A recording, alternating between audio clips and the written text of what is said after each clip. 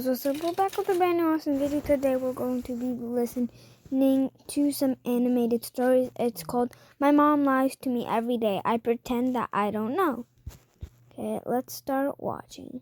Everyone has secrets, right? I know I do, and you probably do too. But I doubt there's anyone out there that has as many secrets as my parents. It all started at my 10th birthday party, when two people rocked up and spilled the beans on the first dark secret my parents had been hiding from me. I was having the best day of my life. Finally, my parents had agreed to let me throw the princess party of my dreams, and all the girls from my class were invited. I was going to one of the best all-girl private schools in the country, and every time someone's birthday rolled around, we'd compete to throw the best party. Whoa, back up. And all the girls from my class were invited. I was going to one of the best all-girl private schools in the country, and Are they boxing or they? Looks like they're boxing, kinda. Okay.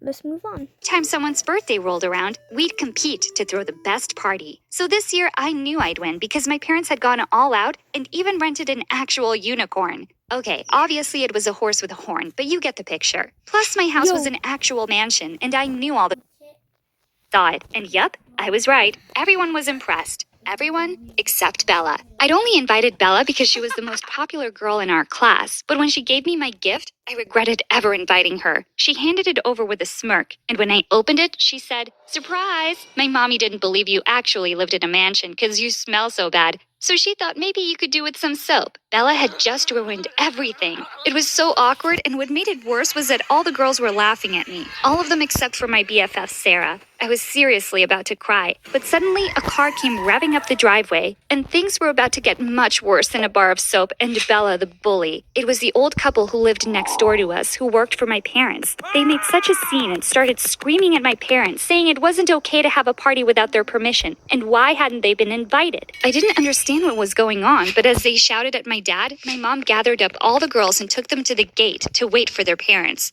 My party was a disaster, but not as much of a disaster as what I was about to find out. After everyone had left and Bella had shouted back at me, "Your party is the worst party I've ever been to in my life, you loser," my parents sat me down and told me they had something to tell me. Turns out the mansion didn't belong to us. In actual fact, the old couple owned it, and they didn't work for my parents. Nope. My parents worked for them. My mom was the cleaner and my dad was the gardener. I didn't understand. Why would they lie to me like this? Then they told me that the only reason I went to that rich girl's school was because the old couple paid for it, and that I had better behave or they might stop paying my fees. Honestly, I didn't care anymore. I didn't want to go back to school anyway because Bella would have already told everyone what a poor little peasant I was. That was a huge turning point for me. Not just discovering that my parents had lied to me, but that actually they were dirt poor. We were a charity case, and if it weren't for that old couple, would we have to live on the streets? I was so mad at my parents. They were so ashamed and kept apologizing to me, saying they just wanted me to have the life I deserved. But I was a smart kid. I knew there was more to it, and I was going to find out exactly what was going on. Word got out quickly, and Bella made my life hell. One day I got to school, and she was standing outside with a box that said,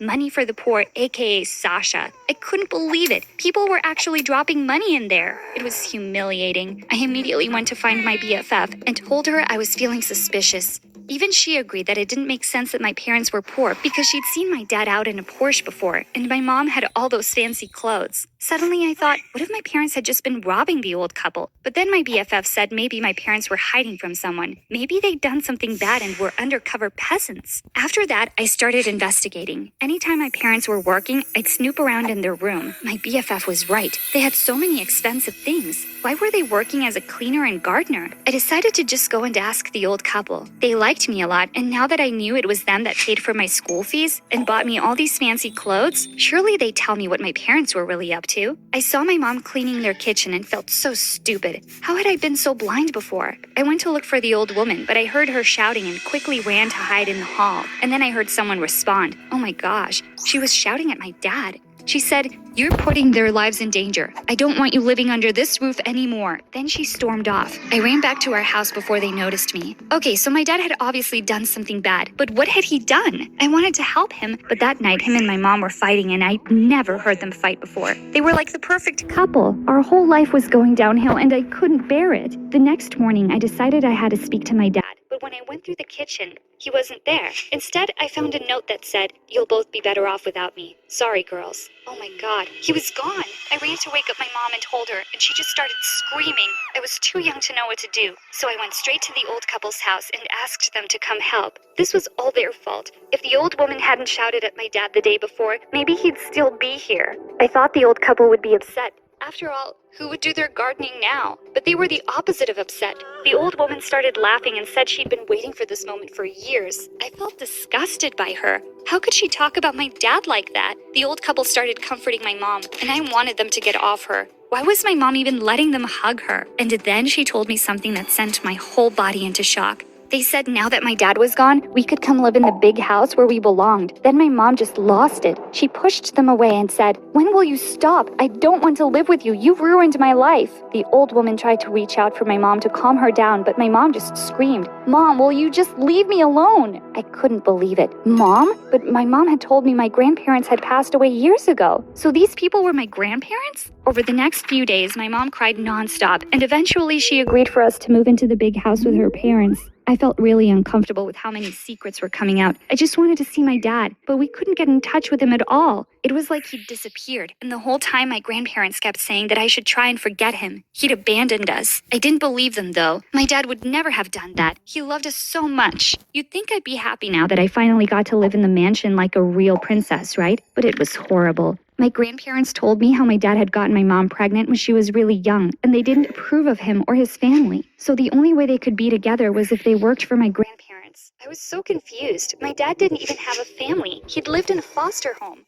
Or at least that's what they'd told me. By this point, I didn't know what to believe anymore. Bella soon found out that I was actually rich and not just some gardener's kid, and suddenly she wanted to be my friend again. Her grandmother was friends with my grandmother, and she knew so much about what was going on, it made me sick. She told everyone at school that my dad had run away, but that it was okay because now I got to live in the mansion again. And she expected me to want to be her friend? Yeah, right. Instead, I left a bar of soap on her desk with a note that said, "Use this to wash your mouth out." Huh, served her right. So there I was, a rich kid like I'd always thought I was, but with no dad. A few years passed, and still we never heard from him. I started to believe my grandmother that he really had abandoned us. But the older I got, the more I felt like there was something else going on too. It bothered me how much my mom was fine with it. Like after a while, she just accepted it and said life goes on. But she couldn't fool me. I heard her crying, and sometimes I heard her wandering around at night. Just like me, she wasn't sleeping well. And I'm not joking, but I started to feel like someone was following me. One day, I was walking home from school with my BFF, and we heard a rustling sound in the bushes. It was winter, so it was already getting dark, and my BFF started screaming. I told her to keep quiet and that I just read in a detective book that the #1 rule if you were being followed was to pretend like you were none the wiser. But she just started running and left me there all alone. Geez, some friend she was being. I kept walking home and tried to act as normal as possible, but I was seriously being followed. Eventually, I couldn't handle it anymore, so I ducked behind a parked car and waited for my stalker to catch up to me. I was going to give him a fright, but when I leapt out and said, "Gotcha!" it ended up being a little old lady, and she almost fell over. I felt so bad and ran to help her and apologized. But she said it was okay and that I'd better hurry home because it was too late for a girl like me to be out.